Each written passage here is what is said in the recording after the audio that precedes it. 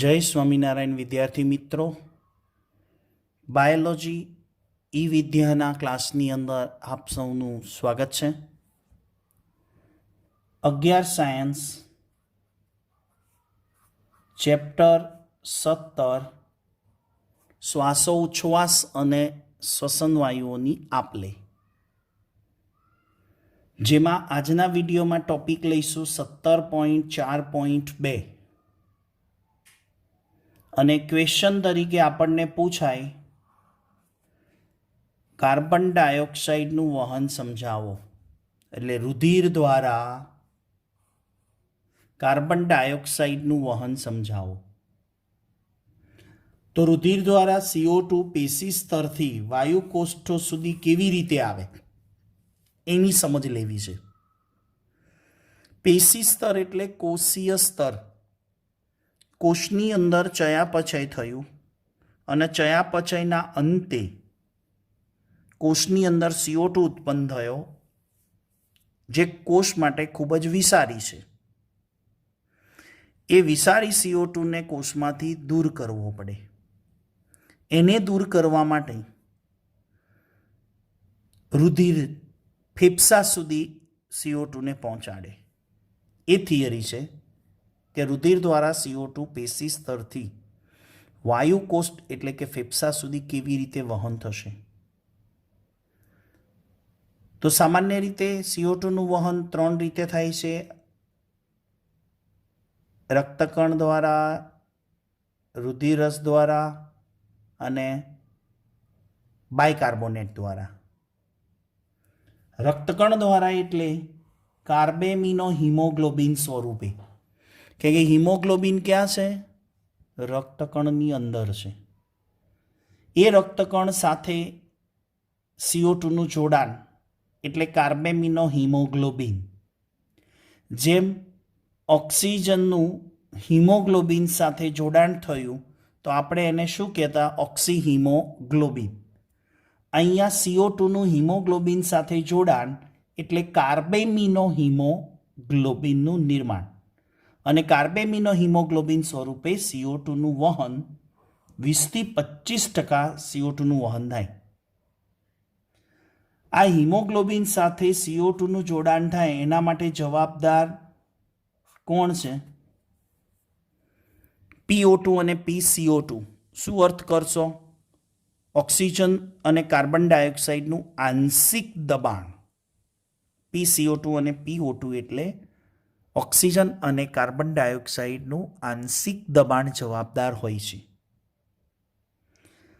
જ્યારે કાર્બેમિનો હિમોગ્લોબિન સ્વરૂપે કાર્બન ડાયોક્સાઇડનું વહન થતું હોય ત્યારે આપણે બે વસ્તુ સમજવી પડે. એક, પેશી આગળ શું પરિસ્થિતિ હશે અને એક વાયુ કોષ્ઠો આગળ કઈ પરિસ્થિતિ હશે. એટલે કે કોષીય સ્તર આગળ શું દબાણ હોય અને વાયુ કોષ્ઠોની સપાટી આગળ કયા પ્રકારનું દબાણ હોય. તો અહીંયા યાદ રાખવાનો, PO2 ઓછો હોય છે એટલે નીચે એરો, અને PCO2 વધારે હોય છે. પેશી સ્તર આગળ PCO2 વધારે હોય ને ઓક્સિજન ઓછો હોય. સ્વાભાવિક છે. કેમ PCO2 વધારે હોય? વિચારો કે કોષની અંદર CO2 વધારે ઉત્પન્ન થાય છે, એટલે કે કોષની નજીક છે, એટલે કોષમાં ઉત્પન્ન થયેલો CO2 નું પ્રમાણ આવેલા ઓક્સિજનના પ્રમાણ કરતાં વધારે હોય. ત્યારે હિમોગ્લોબિન અને CO2 નું જોડાણ થાય એટલે એને કાર્બેમિનો હિમોગ્લોબિનનું નિર્માણ કહેવાય. જ્યારે વાયુકોષ્ઠોની સપાટી આગળ સ્વાભાવિક છે કે વાયુકોષ્ઠોની દિવાલ આગળ ઓક્સિજનનું પ્રમાણ વધારે હોય અને ત્યાં આગળ જે આવેલો CO2 છે એ ઓક્સિજનના કરતાં ઓછો હોય, એટલે ઓક્સિજનનું આંશિક દબાણ વધારે હોય અને CO2 નું આંશિક દબાણ ઓછું હોય. આવી પરિસ્થિતિ હોય ત્યારે કાર્બેમિનો હિમોગ્લોબિનનું વિઘટન થાય. એટલે પેશી આગળ કાર્બેમિનો હિમોગ્લોબિનનું નિર્માણ થાય અને વાયુકોષ્ઠોની સપાટી આગળ કાર્બેમિનો હિમોગ્લોબિનનું વિઘટન થાય. આ થાય ત્યારે CO2 વાયુકોષ્ઠોમાં મુક્ત થાય. આગળ જઈએ. બીજું હતું પેશી સ્તરે. પેશી સ્તરે એટલે બાયકાર્બોનેટ સ્વરૂપે રુધિરમાં ગ્રહણ થાય. એટલે 70% CO2નું વહન પેશી સ્તરે બાયકાર્બોનેટ સ્વરૂપે થશે. અને એ જે બાયકાર્બોનેટ સ્વરૂપે CO2નું વહન થાય એમાં રુધિરરસ પણ ભાગ લે અને રક્તકણ ભાગ લે. ત્યારે શું પરિસ્થિતિ છે જુઓ. પેશી સ્તરે એટલે કે રુધિર સ્તરે PCO2 કેવો છે? વધારે. એવા સમયે એ CO2 પાણી સાથે જોડાય અને બનાવશે H2CO3. H2CO3 એટલે કાર્બેમિનો એસિડ. H2CO3 ને કેમિસ્ટ્રી પ્રમાણે શું બોલ્યો? કાર્બેમિનો એસિડ. હવે એ H2CO3નું વિઘટન થાય ત્યારે H+ અને HCO3- એટલે બાયકાર્બોનેટ આવી ગયો અને આ HCO3 તરીકે CO2 દૂર થાય. એટલે પ્રથમ યાદ રાખો, પેશી સ્તરે આવેલો એટલે કે કોષમાંથી બહાર નીકળેલો CO2 પાણી સાથે જોડાઈ અને H2CO3 બનાવશે, રાઈટ? અને એ H2CO3 તરત જ વિઘટન પામે અને વિઘટન થઈ અને શું બનશે? H+ અને HCO3. જ્યારે વાયુકોષ્ઠોની સપાટી આગળ કાર્બન ડાયોક્સાઇડનું આંશિક દબાણ ઓછું છે, એટલે PCO2નું દબાણ ઓછું છે,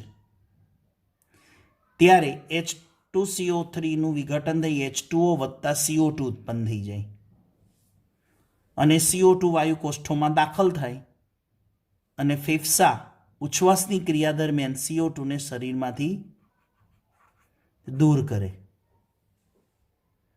જ્યારે આ સમગ્ર પ્રક્રિયા થતી હોય ને વિદ્યાર્થી મિત્રો, રક્તકણ અને રુધિરરસમાં, આ રુધિરરસમાં થાય, સેમ પ્રક્રિયા રક્તકણમાં થશે.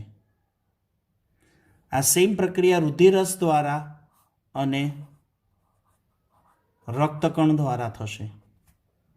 એટલે આ પ્રક્રિયા, આ પ્રોસેસ રક્તકણ અને રુધિરરસ બંનેમાં થાય. ડિફરન્ટ એટલો છે કે રક્તકણમાં CA વધુ માત્રામાં હોય, એટલે કે CA મીન્સ કાર્બનિક એનહાઇડ્રેટ ઉત્સેચક છે, અને રુધિરરસમાં CA ઓછી માત્રામાં હોય. એટલે કાર્બનિક એનહાઇડ્રેટની માત્રા ઓછી છે, એટલે રક્તકણની અંદર કાર્બનિક એનહાઇડ્રેટ વધુ માત્રામાં હોવાથી પ્રક્રિયા કેવી બને? ઝડપી. અને જ્યારે રુધિરરસમાં કાર્બનિક એનહાઇડ્રેટ નામનો ઉત્સેચક એટલે કે આ એન્ઝાઇમ છે, ઉત્સેચક રક્તકણમાં હાજર છે એટલે પ્રક્રિયા ઝડપી થાય, અને રુધિરરસમાં કાર્બનિક એનહાઇડ્રેટ નામનો ઉત્સેચક બહુ ઓછો છે એટલે પ્રક્રિયા કેવી થશે? ધીમી. હવે યાદ કરાવો વિદ્યાર્થી મિત્રો, રક્તકણમાં કાર્બનિક એનહાઇડ્રેટની માત્રા વધારે હોય તો કેટલી સ્પીડ હોય? કેટલા અણુઓ કેટલી સેકન્ડમાં નિર્માણ થાય? અને જ્યારે રુધિરરસમાં કાર્બનિક એનહાઇડ્રેટ ઓછી માત્રામાં હોય ત્યારે કેટલા અણુઓ કેટલી મિનિટ કે સેકન્ડમાં ઉત્પન્ન થાય? આનો જવાબ ક્યાં મળે તમને? 9મા ચેપ્ટરની અંદર ચયાપચયમાં ઉત્સેચકોનું આપણે જ્યારે ડિસ્કશન કરતા હતા ત્યારે કાર્બનિક એનહાઇડ્રેટની હાજરી અને ગેરહાજરીથી કેટલા ઘણો ડિફરન્ટ મળે છે, 200 અણુઓ અને 6 લાખ અણુઓ. યાદ આવ્યું કાંઈ? તો એ લાઈન જ્યારે આ વિડીયોની અંદર આ વસ્તુ સમજતા હોય કે રક્તકણોમાં કાર્બનિક એનહાઇડ્રેટની હાજરી અને રુધિરરસમાં કાર્બનિક એનહાઇડ્રેટની ગેરહાજરી, અહીંયા પ્રક્રિયા ઝડપી, પ્રક્રિયા ધીમી, તો અવશ્ય આ લાઈન જ્યારે વિડીયોમાં આવે સમજાવવાનું ત્યારે અવશ્ય સ્ટોપ કરી અને NCERTની 11 સાયન્સની જ આપણી આ ચોપડી ખોલી અને 9મા ચેપ્ટરમાં જઈને એ લાઇન ટુ લાઇન અને વર્ડ ટુ વર્ડ કેટલા અણુ નિર્માણ થાય છે ને એને એકવાર રિવાઇઝ અવશ્ય કરજો. અને લાસ્ટની અંદર દરેક 100 ml ઓક્સિજન વિહીન રુધિર એટલે કે CO2 યુક્ત, જેમાં ઓક્સિજન નથી CO2 છે, એ 4 ml CO2 મુક્ત થાય. યાદ રહ્યું? 100 ml 4 ml CO2 મુક્ત થાય અને ઓક્સિજન 100 ml કેટલો અંદર જાય? 5 ml. તો આશા રાખું છું કે આ વિડીયો દ્વારા આપને કાર્બન ડાયોક્સાઇડનું, રુધિર દ્વારા કાર્બન ડાયોક્સાઇડનું વહન, એ પ્રશ્નનો જવાબની ખબર પડી હશે. તો આવતા વિડીયો લેક્ચર સુધી સૌ વિદ્યાર્થી મિત્રોને HP સરના જય સ્વામિનારાયણ.